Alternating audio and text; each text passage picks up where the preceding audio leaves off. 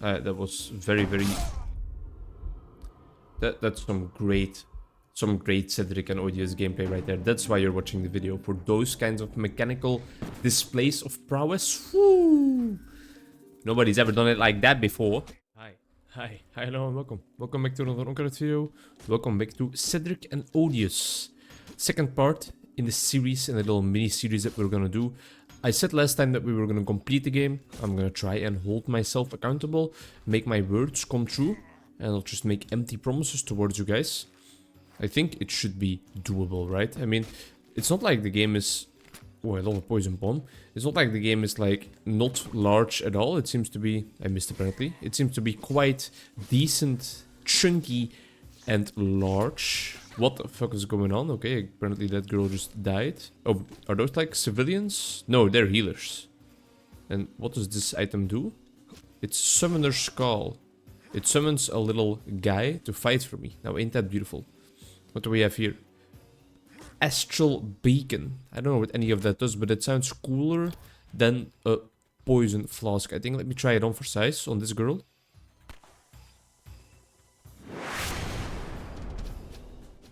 Jesus Christ. That is quite intense. That just summons down a giant meteorite big enough to, I think, extinguish the dinosaurs 3 times over. And we just threw that on one unsuspecting. Okay, take a moment, catch your breath, learn how to speak English again, and continue with the video. Unsuspecting little girl. A turret that shoots bombs. I'm not gonna lie, that seems a little bit scary. Spellbreaker. I thought that would be something passive, so I thought I would be able to pick it up. This thing is not just throwing bombs, it seems like it's throwing bombs after picking up the glass cannon upgrade and Noita, because they explode almost in a screen-wide radius or something, goddamn. Let's summon our little fella, and then let's use a little giant meteor over here. Never hurt anybody except for our enemies. Okay, that is hurting me though. These guys with the spears, I need to figure out how to fight them. I wanted to showcase what happens when you die, of course. Which is, you lose your items, but you don't lose anything else. The real truth is, I kinda should have expected my own buddy to be able to hit me, because all the enemies are able to hit each other as well, but for some reason I was optimistic. I was naively optimistic, if I might add onto that statement. And this answers a bit of a question, or I mean, it raises a question, because I don't remember seeing an archer last time I was here. I wonder if the same enemies spawn every time, or if it's a bit random.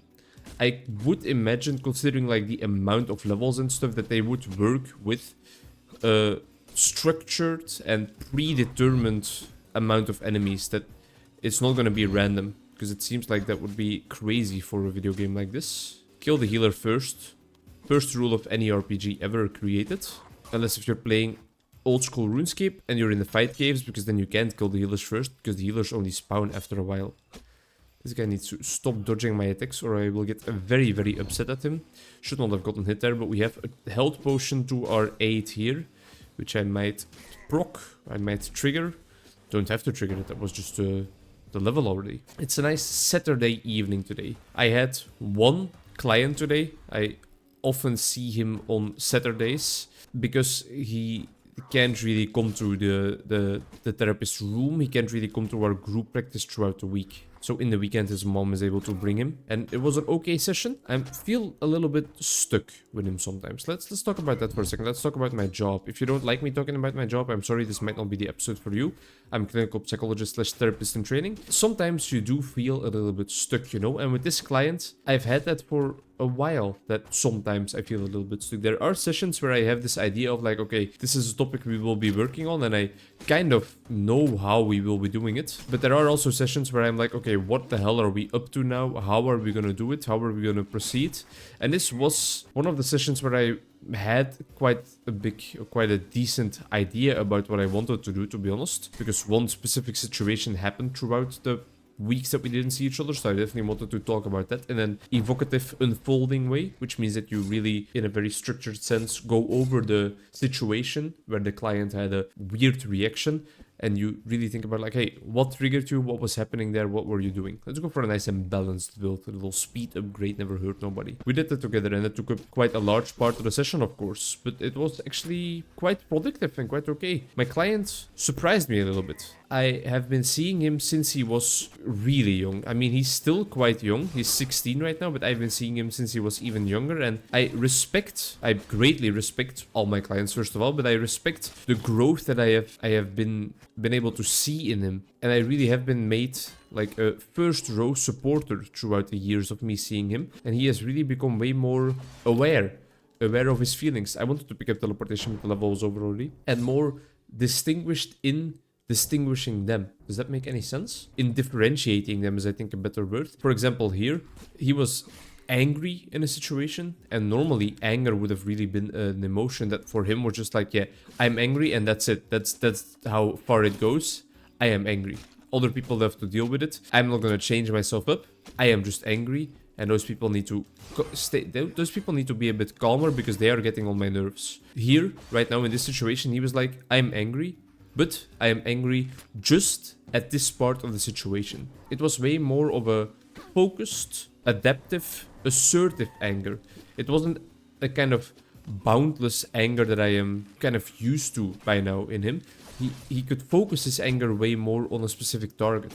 And if that is the case, if the anger is rightfully there, if it exists because of a person going over your boundaries, for example, we can encourage it. We have to encourage it. We, as an emotional coach, in terms of emotional focused therapy, can encourage that emotion being there because it's adaptive. It's a primary adaptive emotion in that situation. And that is really what I felt this time around. I felt like, okay, you know, you're angry, but you're angry at one person that wronged you in the situation, and I can understand why you're angry. There is still the little side note to be made of like, okay, I can understand why he's angry from his side of the story. Is his side of the story the real story? But in therapy, you will quickly notice that, of course, you want the truth, but you can't always rely on getting the truth, and what's the best you can do is relying on what the client telling you, feeling like the truth for him, and that's what you have to work with. The objective truth is not always the most important part. So when he was telling me about the situation with his stepmom and why she pissed him off so severely, it's no use to be like, well, but is that really what happened? Were that really her intentions? We're not looking for the objective truth. We're looking for what triggered him, what made you feel a certain way, and how can we act on it differently in the future? How does what she did to you interact with your emotion schemes? Why did it therefore trigger you? And how can we maybe in the future find a little alternative, an alternative to your more emotionally deranged or impulsive reaction? And so, wow, we're low health all of a sudden already. And so that was kind of what I was focusing on this session. And it was quite productive in that manner because I had a clear agenda that I could even share with him. I told him like, okay, let's look at the situation together. Let's look at what happened. Let's look at what we could do differently in the future. And having that structured approach is sometimes very, very handy for your clients, you know? If they don't have to sit there wondering what you are doing in the therapy, but they can actually follow along and they can maybe even potentially and hopefully agree on the therapy goal you have set that session. That's the most productive way of doing therapy. The client doesn't only have to like you as a person, the contact dimension doesn't just have to be in order, the contract dimension, agreement on what you guys are doing together, also has to be in order. I guess you should save a dodge roll for when those bombs are coming out of the turrets, because just walking away from them with my current speed level doesn't seem to be quite feasible. Something we need to take into account a bit more, maybe. That was very, very...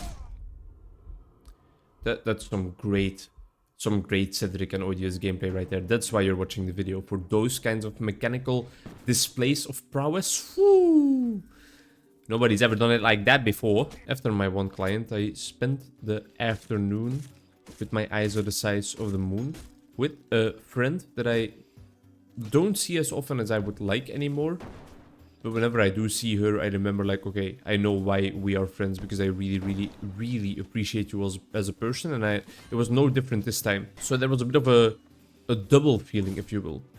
Partially like, oh man, I wish we could see each other more often. Partially like, I'm so glad we are seeing each other right now and that it feels as fun as it always felt. She used to be my running buddy, which breeds a special kind of connection between two people, in my opinion. I feel like that's something that Murakami might talk about in his book, what I talk about when I talk about running, but I don't know, because it's on my to-be read list, but I haven't read it yet. You share the struggle. You share the goals. You share the days where you actually don't feel like running. You share the days where the sun is shining beautifully and there's nothing you would rather be doing than running. It turns you into a special kind of friend, in my opinion, and I had that with her. I still greatly enjoy and appreciate every moment we spend together, but it's a lot less frequent, you know. She has grown from wanting to run together, first off, to not wanting to run anymore at all. Now she has finally gotten back into running, and I am so glad for her because it enriches your life to a great extent. I'm going running tomorrow morning, and I'm greatly looking forward to it, but she prefers running alone. So she still left me behind in the dust a little bit, but I'm not vengeful. I'm not blaming her or anything, or I don't feel, I'll go for another speed level. I don't feel any kind of disgruntledness towards her, but I miss running together and walking together today in the sunlight, in the winter sun, experiencing some, oh, what was the word? Apricity. Apricity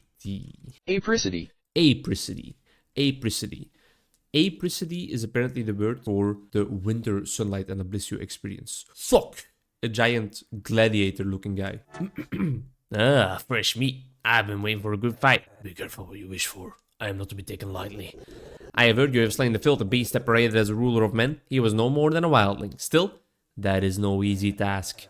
Indeed, he was a wildling, but you do not seem any less beast than he was, my lord. Ruling is not for the weak of heart. The small folk of the woods may respect their wildling master, but the Doomsborn would never kneel to such an abomination. Maybe so. Still, I believe I will teach you some manners and civility. Enough talk. Don't bother begging. We all die sometimes. This guy is into existential therapy, it seems like, because indeed we all die sometimes. That is the human condition. We spawning ads right now, mister? What happens if you push the boss of the side of the map? Does he also just die? He is throwing his own fellas at us, and they explode as if they were bombs. Now that is alpha male behavior right there. I think with my next level up, I will probably focus on a stamina upgrade, because the stamina is always empty. It's like the rum in Captain Jack Sparrow's adventures.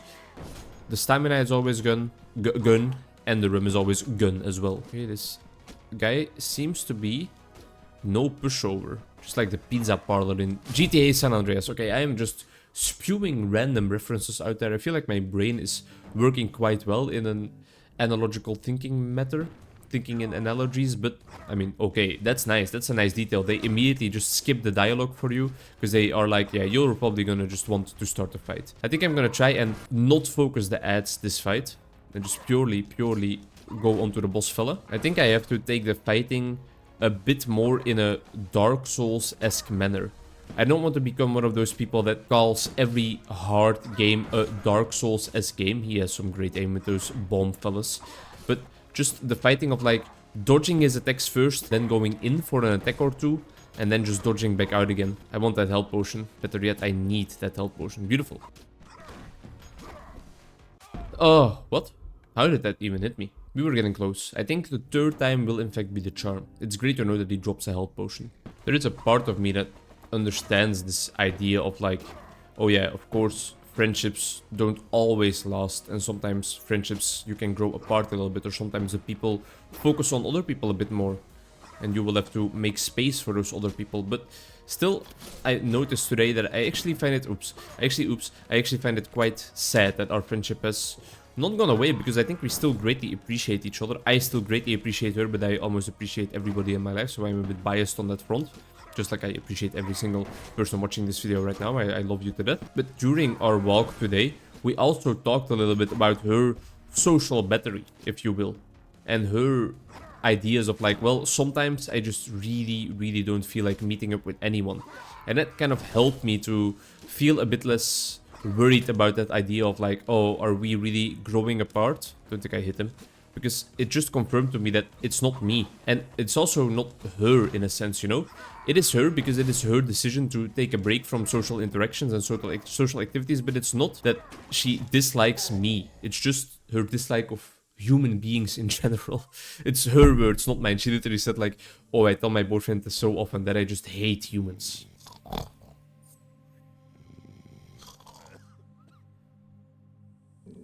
Oh, hey! That's epic and badass. Everything just explodes in this game. Nice job. Thokk was an alright guy. I liked his ruthless go-getter attitude. Did you know him well? Not exactly. However, your house has had a long history of conflict. It seems that you do not remember. The Knights of the Doomsfort were formidable adversaries, and any ground that was gained by Dusk'em would soon be lost. Tell me, what became of my kingdom? During your lifetime it was a prosperous kingdom, but over the years it fell to its enemies and faded into obscurity. It may be hard for you to believe now, but you and I fought alongside each other many a time, Cedric. Those were thrilling and wonderful moments we shared. Nothing fosters brotherhood like a good battle. Regardless, I believe the realm of men is capable of finding a ruler better suited than Thokk. I suppose so. I am of the opinion that it takes more than...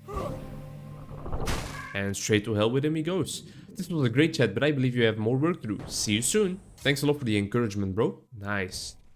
Nice. Doomsfort cleared out. Wolfsbane Cavern is next on the docket. See you in the next one. Bye-bye.